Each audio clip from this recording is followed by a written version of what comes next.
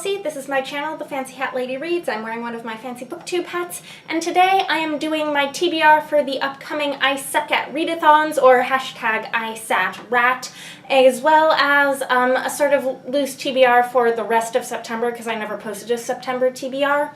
And in addition, I want to chat a bit surrounding the ISATRAT TBR about why I personally suck at read-a-thons, in what ways, and what I mean to do about it. So ISATRAT is hosted by Sam from Sam's Nonsense. It starts tomorrow on the 18th, and it runs through the 22nd. The challenges are meant to be super doable, super easy. They're not meant to be challenges to get through lots of books. They're just meant to be challenges that are achievable, and then there are going to be online Twitter discussions and things, so it's more of a community-based event. And I think this is born from the idea that Sam has long on her channel sort of ranted about her frustration at her inability to manage all of the challenges of ambitious read-a-thons. Now, I am generally okay at read-a-thons. I don't by any means necessarily hit all of the challenges or excel, but recently my problem has been over-committing to read-a-thons, and over-committing not just in the amount of books that I say I want to read during a read-a-thon, that is a problem, but also in terms of committing to too many read-a-thons. For me, read-a-thons are the way that I shake up my pre-planned TBR.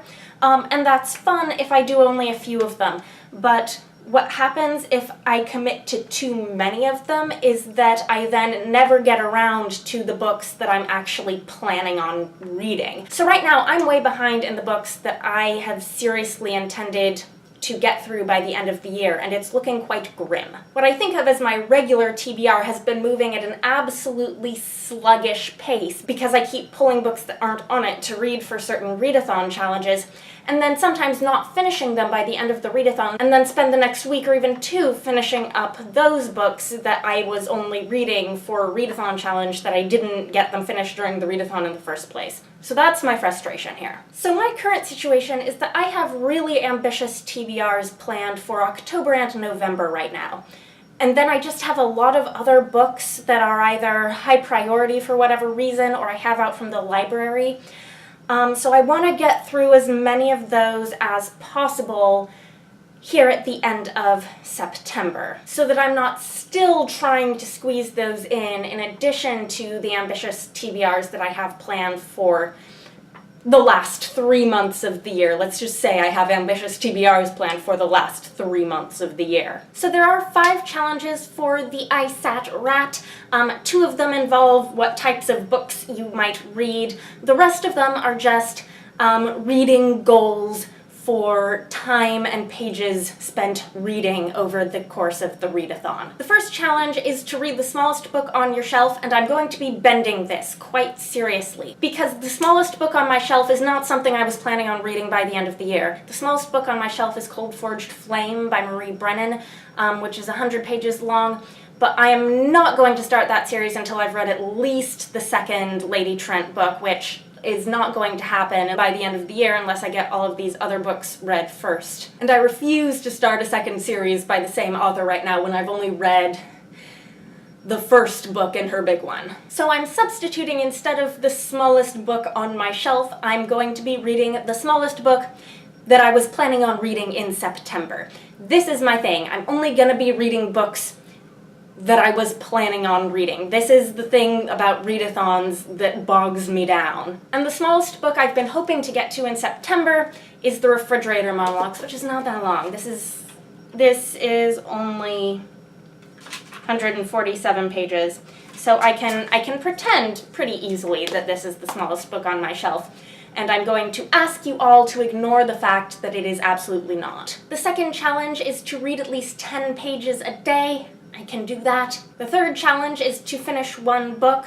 I can also do that. The fourth challenge is to read a graphic novel. Again, I did not have a graphic novel that I was specifically already planning on reading in September, but I did have one out from the library that I had no idea when I was going to squeeze it into my reading schedule. So since it won't take very long to read, and I would dearly like to read and return as many of my currently outstanding library books as I can so that I don't have library books sitting around, I really want to focus on my owned books for the rest of the year. I am going to be reading Wires and Nerve by Marissa Meyer with art by, who's the artist? The artist is Doug Holgate. This is the first in the graphic novel extension of the Lunar Chronicles series. I'm a fan of this series, but the graphic novels have me deeply skeptical. I really don't think this series needs any more story right now, but I am enough of a fan that I will read it since it's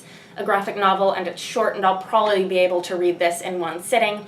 Anyhow, being able to just get this back to the library will be one more weight off of my mind. I've already renewed it like 3 times without it even making it onto a TBR on my channel, just so you know. And the 5th challenge is to read for 20 minutes a day. Like the 10 pages a day, I can do this. So, relax. I need to relax because I'm kind of freaking out about the amount of books that I kind of need to read right now, and I'm freaking out about it instead of spending the time reading. I'm spending the time looking at my TBR and freaking out. So what's on my currently reading shelf right now? How much of it can I finish by the end of ISATRAT? And how much of it can I finish by the end of the month? What I would say I'm currently reading, even though I haven't picked this back up after putting it down a couple weeks ago, is The Secret Keeper by Kate Morton. I have to be perfectly honest with you, I have been really unmotivated, not motivated, to read anything that's not SFF right now, so this is slow going for me. But this is my mom's copy and I must get it back to her. And in order to get myself through this, I've told myself that I absolutely must finish this before I pick back up The Stone Sky, which I only got a couple chapters in before putting it aside. So at a bare minimum, I want to get through these 3 things during the I Suck at Read-a-thons. And then hopefully The Stone Sky as well. And then for the rest of September, I've mentioned I'm planning on reading Steeplejack by A.J. Hartley.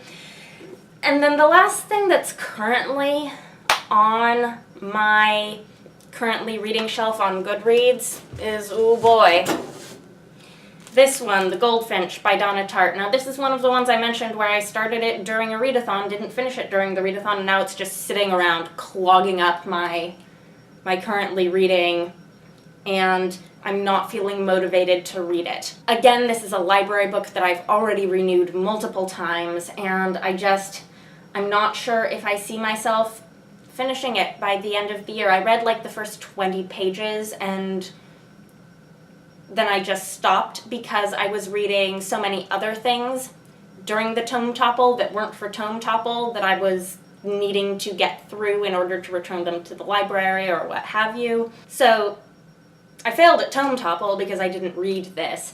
And now I'm stuck with this sitting around. And this was not an impulse read. This was something that had been on my long-term TBR for a couple years maybe, and it made it to the top, and I was like, I've committed. I have committed. And then I read the first 20 pages, and it was like the guy is lonely and sad and alone, and then he's like, let's flash back to my childhood, and I can tell you how I ended up being lonely and sad and alone. I'm like, why would I want that? So if you have read this and you think that I should press on with this right now, if you think I will really like this, let me know and I'll keep it on hand and I'll keep chugging through it and I'll try to get through more of it here at the end of September, although I can't promise I'll finish it in September. Otherwise, I may just return this to the library right now and try again in the new year. Anyhow, that's what I'm reading in the near future and why. Do you suck at read-a-thons too? Are you participating in ISATRAT? Except for, oh, I forgot. I have 2 NetGalley arcs that are October releases that I would like to actually read in time to review them around their release date. I think they would make a great double review video if I could get that up in early October. And those are The Beautiful Ones by Silvia Moreno-Garcia and Under the Pendulum Sun by Jeannette. I think these are both like fantasies of manners, so I think they would be great together. I was actually able to get through a couple of the arcs that I had with earlier publication dates that I was falling behind on because of the Because Dragons read-a-thon, but I haven't written my reviews for those yet, so I don't know when those review videos will be ready. Yeah, that's all now. Anyhow, let me know if you're participating at the I Suck at Read-a-thons. Let me know if you suck at read-a-thons in the same ways that I do or in different ways from how I do. And I hope you're having a nice day. That is all. Bye for now.